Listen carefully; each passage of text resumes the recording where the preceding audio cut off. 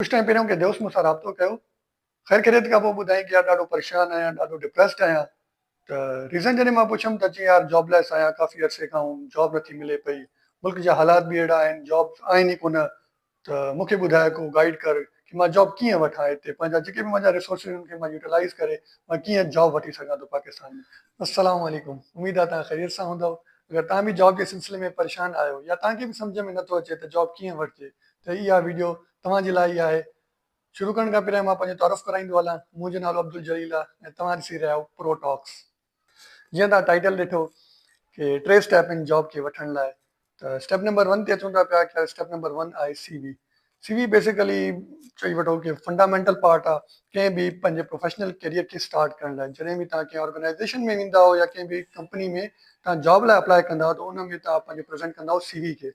अच्छा, जंहिं दोस्त खे न आहे ख़बर कि यार CV छा आहे, त उन्हनि खे मां ॿुधाईंदो हलां कि CV बेसिकली हिकिड़ो वाइट पेज आहे जंहिंमें तव्हां पंहिंजी एजुकेशन, पंहिंजा एक्सपीरियंसिस, कुझु सर्टिफिकेशंस ऐं स्किल सेट वग़ैरह सॼो समराइज़ करे हिकिड़े पेज ते प्रेज़ेंट करण खे CV चइबो आहे। अच्छा, इलाही दोस्त ग़लती छा कंदा आहिनि CV में कि भई पंहिंजे दोस्त खे कॉल करी ऐं उनखे चयो कि यार पंहिंजो महिरबानी कर पंहिंजो फॉर्मेट मूंसां शेयर कर, त मां उन में कुझु शयूं पाण ऐड करे ऐं मोकिले छॾिया।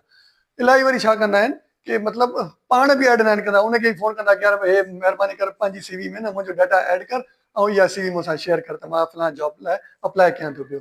अच्छा, इहो तमामु वॾी ग़लती आहे ऐं इन जे करे इन जा कॉन्सिक्वेंसिस तमामु ख़तरनाक थी सघनि था पिया, जंहिंजे करे तव्हां कंहिं कंपनी में एंटर थियण खां पहिरियां ई तव्हां रिजेक्शन मिली वेंदी। तव्हांखे मां मिसाल ॾींदो हलां कि प्रीवियस कंपनी में छा थियो जो ईअं ई दौरान इंटरव्यू कंडक्ट करे रहियासीं त हिकु CV आई साम्हूं न, त एप्लीकेंट साम्हूं वेठो हुयो। उन पंहिंजो इंट्रोडक्शन वग़ैरह ॾिनो। इंट्रोडक्शन जे दौरान ई हुन पंहिंजे ॿुधायो कि भई मां IT में 4 साल जी ग्रेजुएशन कई आहे। त अच्छा, CV में मेंशन हुयो कि BBA थियल आहे। अच्छा, मां फौरन उनखे ॿुधायो, मां चयुमि जो कि आपने तो ये BBA मेंशन किया है। तो वो फौरन चवण लॻो कि नो सर, ऐसा कैसे पॉसिबल है कि मैंने तो IT की है। अच्छा, मां उनखे CV खणी ॾेखारियो, मैंने हे ॾिस।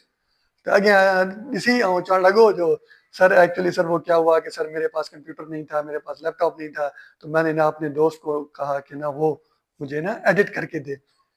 तो वरी चवण लॻो कि सर मैं ना अभी इसे साइड कर लेता हूँ। तो फौरन खां पहिरियां मुंहिंजी टीम मेंबर चयो उनखे कि आप ऐसा करें, पहले आप CV बनाना सीख लें, फिर आइएगा जॉब के लिए। महिल उनखे रिजेक्ट करे छॾियोसीं। त इहे बेसिकली फंडामेंटल शयूं हूंदियूं आहिनि कि बेसिक शयूं जिनखे तव्हां थोरो गौर फ़िक्र करे ॾिसो ऐं कोशिशि कयो कि CV पाण ठाहियो। अच्छा, अॻिते हलूं था कि यार CV में बेसिकली ग़लतियूं कहिड़ियूं कहिड़ियूं हूंदियूं आहिनि जिनखे तव्हां अवॉइड कयो। नंबर 1 कि यार CV में न तव्हां अक्सर ॾिठो हूंदो कि टॉप ते न हमेशह माण्हू न अॼुकल्ह तस्वीर हणंदा आहिनि। त यार तस्वीर इररेलेवेंट आहे, तस्वीर जी का ज़रूरत कोन्हे का कि तव्हां उन में पंहिंजी तस्वीर मेंशन कयो। अच्छा, हा, कुझु कंपनीज़ अहिड़ियूं हूंदियूं आहिनि या कुझु ऑर्गेनाइज़ेशन अहिड़ियूं हूंदियूं आहिनि जेके चवंदियूं आहिनि कि यार असांखे तस्वीर बि खपे। त हो छा कंदा आहिनि कि पंहिंजे जॉब डिस्क्रिप्शन में जिथे बि जॉब एडवर्टाइज़मेंट कंदा आहिनि पंहिंजी जॉब जी, त उते उहो मेंशन कंदा आहिनि। बाक़ी तव्हांखे का ज़रूरत न आहे पंहिंजी तस्वीर खे CV ते पेस्ट करण जी। उन खां अलावा सेकेंड नंबर ते अचूं था पिया कि पंहिंजो नालो वग़ैरह। अच्छा, नालो तव्हां सेंटर में लिखंदो टॉप सेंटर ते। अच्छा, फर्स्ट नेम ऐं लास्ट नेम। कास्ट लिखण जी बि ज़रूरत कोन्हे का कि उन में न थोरो मतिलबु थींदो आहे को रेसिज़म टाइप जो न, त इन लाइ कोशिशि कयो अवॉइड कयो, कास्ट न हुजे, बसि सिंपल फर्स्ट नेम ऐं लास्ट नेम हुजे तव्हांजो। उन खां अलावा अॻिते हलूं था पिया कि न तव्हां पंहिंजो जेको मूंखे पर्सनली लॻंदो आहे ऐं जेको अॼुकल्ह नीड बि आहे मार्केट में कि भई तव्हां पंहिंजे न CV में हमेशह पंहिंजी ऑनलाइन प्रेज़ेंस शो कयो। उहो कीअं कयो कि पंहिंजे टॉप ते CV जे टॉप ते तव्हां पंहिंजो URL पेस्ट कयो पंहिंजे लिंक्डइन जो, या अगरि तव्हांजी वेबसाइट ठहियल आहे त वेल एंड गुड, न त तव्हां पंहिंजी लिंक्डइन जी ID जो URL उते पेस्ट कयो। उन सां थींदो छा आहे कि यार हिकिड़ो सुठो इंप्रेशन ईंदो आहे एम्प्लॉयर ॾे, या जेको बि रिक्रूटर आहे उहो जॾहिं तव्हांजी इहा ॾिसंदो इहा शइ त उनखे थोरो हिकिड़ो सुठो मैसेज वेंदो कि यार हे अॻिलो माण्हू प्रोफेशनल आहे। अच्छा, उन खां पोइ अॻिते हलूं था पिया कि यार CV में अक्सर CVयूं अहिड़ियूं बि ॾिसण में आयूं आहिनि कि भई उहो टेबुलर फॉर्म में हूंदियूं आहिनि। टेबुलर फॉर्म मां मुराद ईअं आहे कि जीअं तव्हां को फॉर्म ॾिसंदा न कंहिं बि जॻह ते अप्लाई कंदा त हिकिड़ो सरकारी फॉर्मेट हूंदो आहे, फॉर्म हूंदो आहे कि भई हिकिड़े साइड आहे नेम, फादर नेम, कास्ट, अच्छा, प्रेज़ेंट एड्रेस, परमानेंट एड्रेस, इन टाइप जी वजह उन जे अगेंस्ट वरी तव्हां लिखंदो नालो भई XYZ, वरी फादर नेम, वरी फलां फलां फलां। इहो टोटल अनप्रोफेशनल आहे, ईअं बिल्कुलु न हुजणु खपे। ऐं इन सां तव्हांजा CV रिजेक्ट थियण जा चांसिस इलाही आहिनि। त इहो टेबुलर फॉर्म में न हुजे, जेको सिंपल क्लियर फॉर्मेट आहे उनखे तव्हां कंटिन्यू कयो। उन खां पोइ अचूं था पिया अॻिते एक्सपीरियंसिस ते। अच्छा, एक्सपीरियंसिस में छा हूंदो आहे कि भई जेके सभिनी खां वॾी ग़लती कंदा आहिनि एप्लीकेंट, कि न पंहिंजे 2 सालनि जो एक्सपीरियंस 3 सालनि जो एक्सपीरियंस सिंपल हिकु लाइन में न हो लिखी छॾींदा कि भई 2 year work as team lead in XYZ company, 3 year work as operational manager in ABCD company. त यार तव्हां कीअं पंहिंजो 2 सालनि जो एक्सपीरियंस सिर्फ़ु हिकु लाइन में प्रेज़ेंट था कयो पिया। त ज़ाहिर आहे जेको अॻिलो तव्हांजो इंटरव्यूअर आहे या जेको बि साम्हूं तव्हांजे वेठो आहे HR वेठो आहे, त उहो कीअं जज कंदो कि यार 2 सालनि में तूं कयो छा आहे। त उन लाइ बहितर ईअं आहे तव्हां पंहिंजो 2 सालनि जो जेको एक्सपीरियंस आहे उनखे तव्हां इलेबोरेट कयो, उनखे मतिलबु वधाए लिखो। वधाए लिखण मां कीअं आहे कि भई उन में तव्हां पंहिंजी JDs लिखो। JDs चवंदा आहिनि जॉब डिस्क्रिप्शन खे, कि भई मुंहिंजो जॉब रोल छा हुयो, जॉब डिस्क्रिप्शन में छा छा हुयो, कि भई सुबुह जो मां ईंदो हुउमि, सुबुह जो मां अची पंहिंजे ऑफिस में छा कमु कंदो हुउमि, कि लेट्स सपोज कि भई मां अची पंहिंजा यानी अकाउंट्स वग़ैरह हैंडल कंदो हुउमि, उन खां अलावा पंहिंजी टीम हुई उनखे मैनेज कंदो हुउमि, day to day meeting conduct कंदो हुउमि, उन खां अलावा क्लाइंट खे मां मैनेज कंदो हुयुमि, ईमेल्स वग़ैरह खे मां लुक आफ्टर वग़ैरह कंदो हुउमि, या इन टाइप जूं जेके बि शयूं आहिनि, तव्हां उहे सभु शयूं या उहे सभु पॉइंट्स जेके आहिनि तव्हां पंहिंजी CV में मेंशन कयो, step by step, point by point. उन सां छा थींदो कि यार 4 5 6 पॉइंट्स तव्हां जॾहिं लिखंदव त उहा पॉइंट जॾहिं तव्हांजो एम्प्लॉयर आहे या रिक्रूटर आहे, उहो जॾहिं उहे शयूं ॾिसंदो त उनखे हिकिड़ो सुठो इंप्रेशन ईंदो कि हा यार हिन में हे शयूं आहिनि जेके असांजी कंपनी में खपनि, या जेको असां घुरूं था पिया हिन छोकिरे में, या जेको असां चाहियूं था पिया कि इहे क्वालिटीज़ इहे क़ाबिलियतूं इन छोकिरे में हुजनि, त उहे सभु शयूं हे प्रीवियसली करे आयो आहे। त इन ते मतिलबु असांखे वधीक टाइम स्पेंड करणो न पवंदो, या इनखे असांखे वधीक ट्रेंड करणु न पवंदो, त उन लाइ इहे सभु शयूं लाज़मी हूंदियूं। अच्छा, सेकेंड ते उन खां अॻिते अचूं था पिया कि भई एजुकेशन ते। ठीकु आहे, एजुकेशन में छा हूंदो आहे कि यार इलाही दोस्त छा ग़लती कंदा आहिनि कि न बॉटम खां वठी टॉप ताईं पंहिंजो लिखंदा आहिनि कि भई मां स्कूलिंग फलाणे हंधि कई, कॉलेज फलाणे हंधि कयो, यूनिवर्सिटी फलाणे जॻह तां कई, उन खां पोइ मास्टर्स वग़ैरह, इहे सभु शयूं लिखण जी ज़रूरत कोन्हे का। सिंपल तव्हां छा लिखो कि जेका तव्हांजी लास्ट एजुकेशन आहे या लेटेस्ट एजुकेशन आहे, लेट्स सपोज कि बैचलर आहे या मास्टर्स आहे, बैचलर ऐं मास्टर अगरि ॿई कयूं आहिनि त उहे बैचलर ऐं मास्टर लिखी छॾियो, बाक़ी स्कूलिंग लिखण जी का ज़रूरत कोन्हे का। उन खां पोइ अॻिते अचूं था पिया कि भई तव्हांजी सर्टिफिकेशन वग़ैरह आहिनि, वेल एंड गुड, तव्हां सर्टिफिकेशन्स लिखो। उन खां अलावा जेके ख़ासि तौर ते दोस्त यूनिवर्सिटी मां नवां पास आउट थिया आहिनि, ठीकु आहे, उन्हनि वटि एक्सपीरियंसिस बि न हूंदो आहे, या उन्हनि वटि न मतिलबु लिखण वटां कुझु बि न हूंदो आहे, त उन्हनि लाइ जेको बेस्ट शइ आहे लिखण लाइ उहो आहे FYP। ठीकु आहे, FYP छा हूंदो आहे कि फाइनल ईयर प्रोजेक्ट जेको बि तव्हां करे आया हो, या वरी इंजीनियरिंग साइड मोस्टली FYP कंदा आहिनि। बाक़ी जेके BBA वारी तरफ़ मां अचनि था पिया दोस्त, उहे छा कनि कि भई उहे पंहिंजी जेका बि रिसर्च वर्क आहे उहे रिसर्च लिखनि पंहिंजो, मतिलबु 8 ॾह लाइनुनि ते बेर मिनिमम, कि भई उन में पूरो डिस्क्राइब थियल हुजे कि यार मां हे कयो आहे।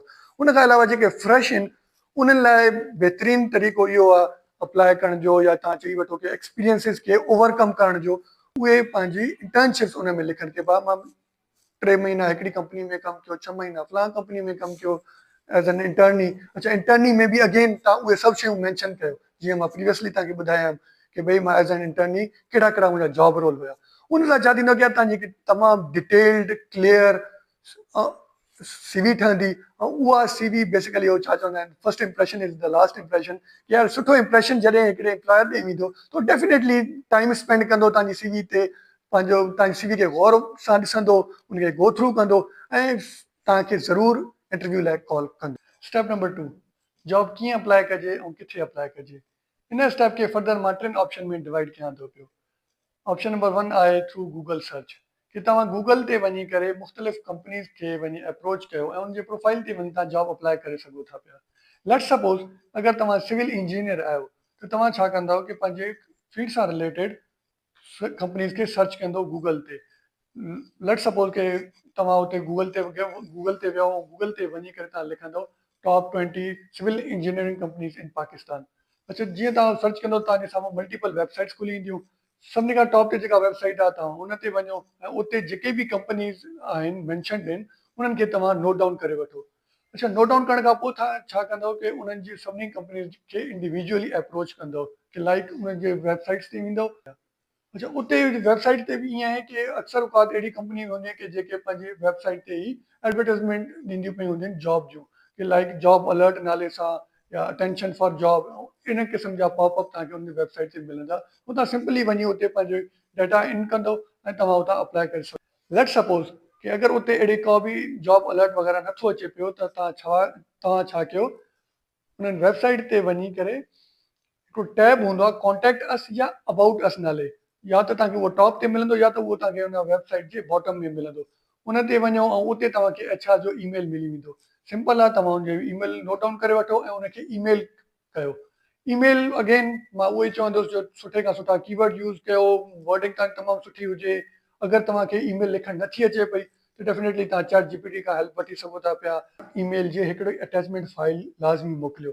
अच्छा, उन अटैचमेंट फाइल में डेफिनेटली पीडीएफ फॉर्मेट हूंदो तव्हांजे सीवी जो, प्लस में तव्हां का बि सर्टिफिकेशन वग़ैरह कयल आहे त उहा बि तव्हां मोकिले सघो था पिया। उन सां थींदो छा, जो एम्प्लॉयर खे या जेको बि रिक्रूटर आहे, एचआर आहे, उनखे तव्हां ॾाढो सुठो हिकिड़ो इंप्रेशन ईंदो तव्हांजे तरफ़ां। हिकिड़ो थी वियो ऑप्शन नंबर 1। हाणे चवंदा पिया ऑप्शन नंबर 2 ते, उहो आहे वेबसाइट्स। अच्छा, सभिनी खां टॉप ते जेका वेबसाइट आहे हिन वक़्त जो, न कि सिर्फ़ु पाकिस्तान में बल्कि पूरी दुनिया में मशहूरु वेबसाइट आहे, उनजो नालो आहे linkedin.com। अच्छा, linkedin.com ते सिंपल ईअं ई आहे, तव्हां वेंदो पंहिंजो प्रोफाइल बिल्ड कंदव, जीअं फेसबुक वग़ैरह ते या ॿी कंहिं बि सोशल साइट ते तव्हां पंहिंजी प्रोफाइल ठाहींदा आहियो।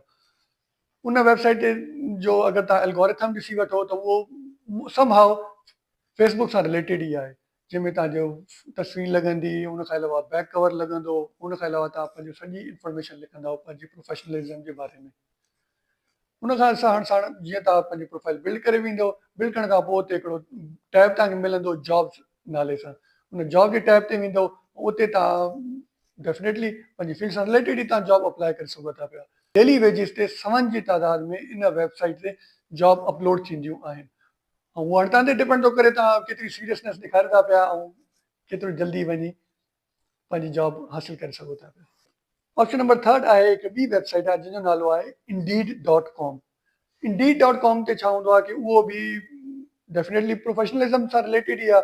उन में छा हूंदो आहे कि सिंपल जॉब अपलोड थींदियूं आहिनि ऐं तव्हां अप्लाई कंदव। लिंक्डइन खां वधीक सिंपल आहे इहा वेबसाइट। उन खां पोइ तव्हां जॉब ते ऑप्शन ते वेंदव ऐं जॉब अप्लाई करणु शुरू कंदव।